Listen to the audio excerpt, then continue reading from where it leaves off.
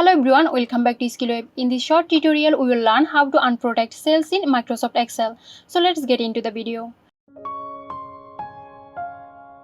Start by opening your Excel worksheet that contains the cells you want to unprotect.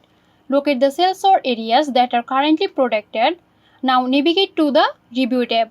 In the Changes group, click on Unprotect Sheet. If your sheet is password protected, you will need to enter the password. That's it, you can now enter, delete or modify data in the unprotected cells. Hope this video helped you out. Make sure to give us a like and subscribe to our channel for more tutorials.